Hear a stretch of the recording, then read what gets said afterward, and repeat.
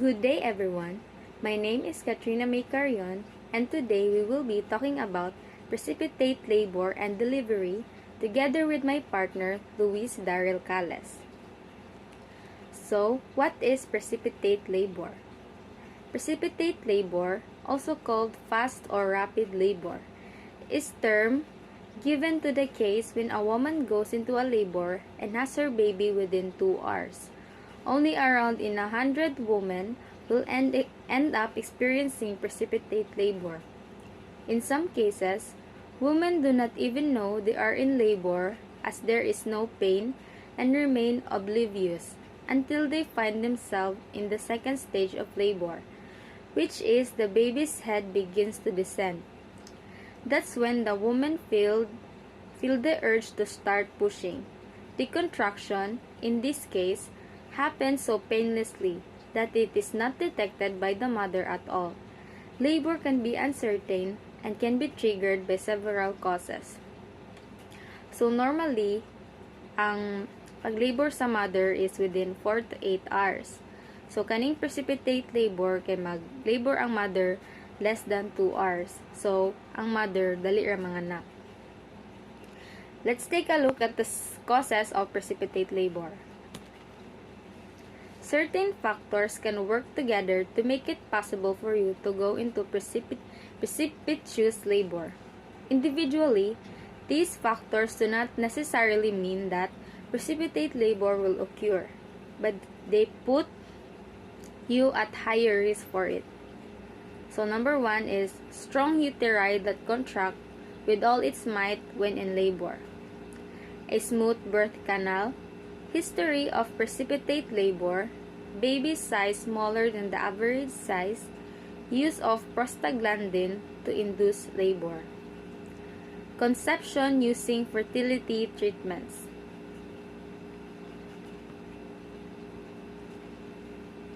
So risk factors. The mother's vagina and cervix could get damaged due to tearing and lacerations during labor. So, maglacerate na ang vagina sa mother during labor aning sa precipitate labor.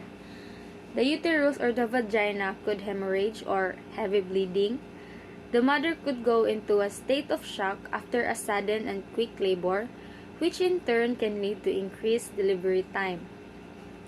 The baby could be born in an unwanted and unhygienic environment. So for example, ang mother kay ginasugod na sa ospital dayon, nanganak siya sa ilanang vehicle, so ang baby na tendency na maborn sa unhygienic environment.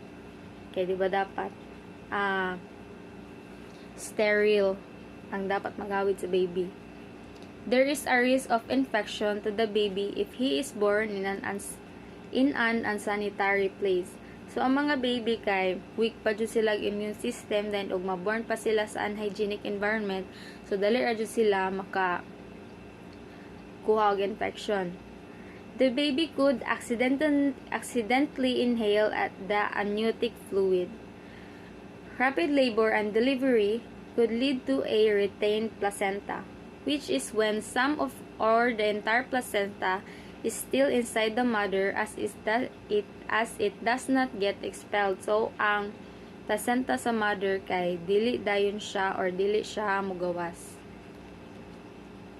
So, signs of precipitate labor. There are some signs of precipitate labor that expectant mother should look out for so they can be aware if they are going into precipitate labor. Here are some of them.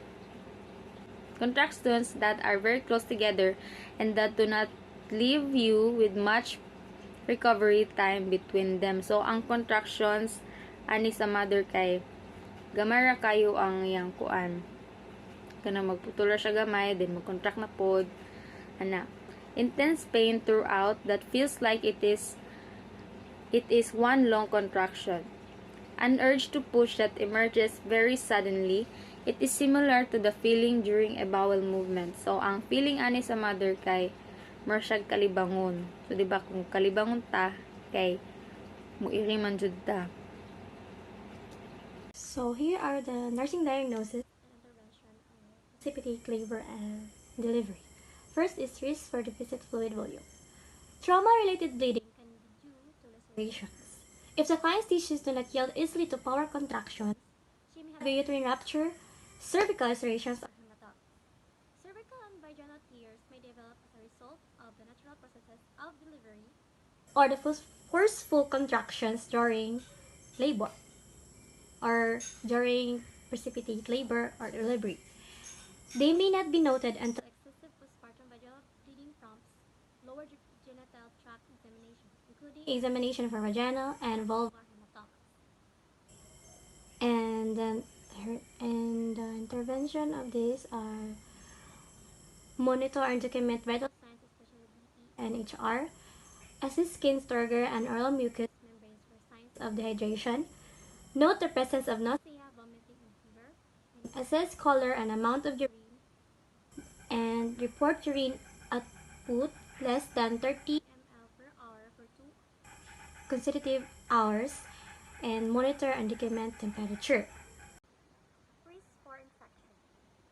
Precipitous labor may cause accidental out of hospital deliveries, which consist less than 1% of all live births in most developed countries.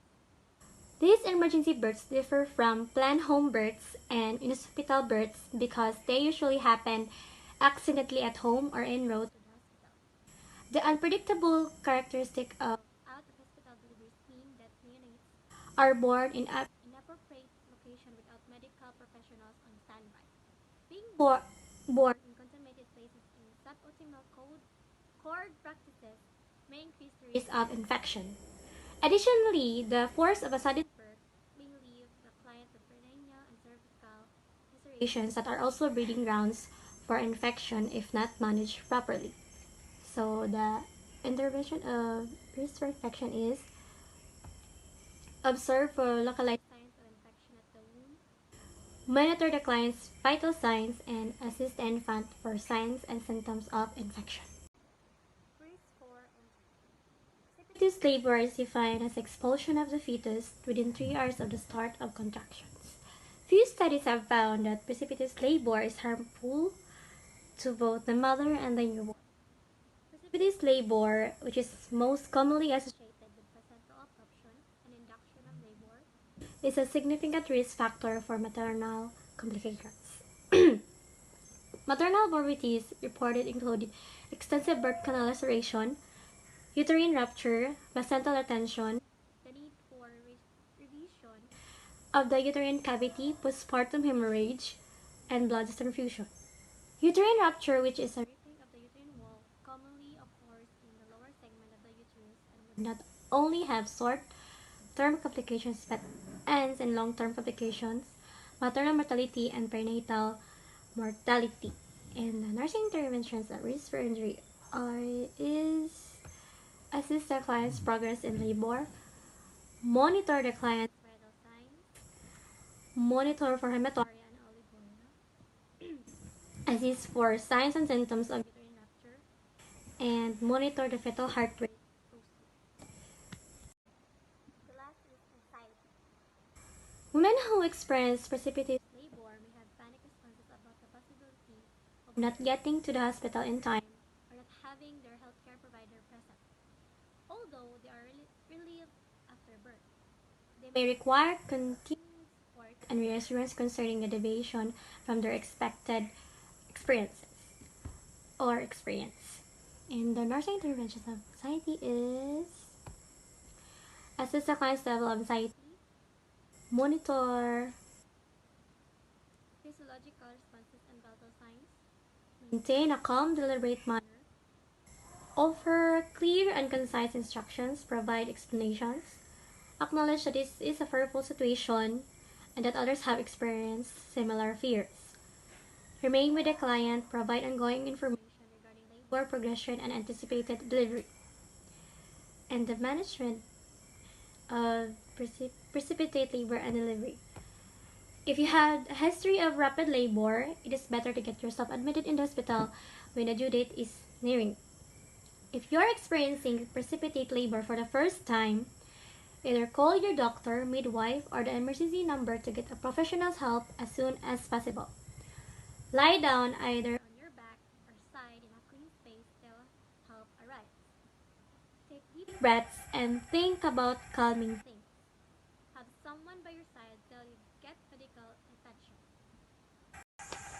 The treatment of precipitate labor depends on the specific circumstances of the labor and the condition of the mother and the baby.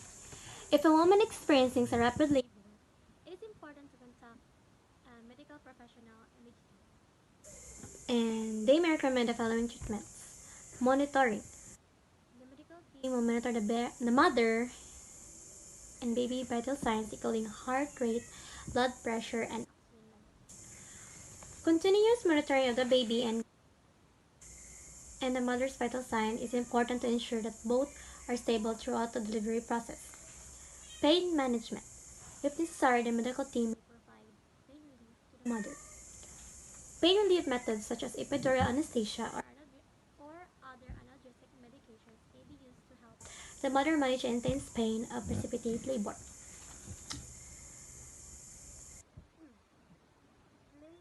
Delaying delivery. If possible, the medical team may attempt to delay delivery to allow time for the cervix to fully dilate and for the baby to descend through the birth canal more gradually. Preparing for delivery. If it appears that the delivery will occur quickly, the medical team will prepare for the delivery such as by ensuring that resuscitation equipment is readily available.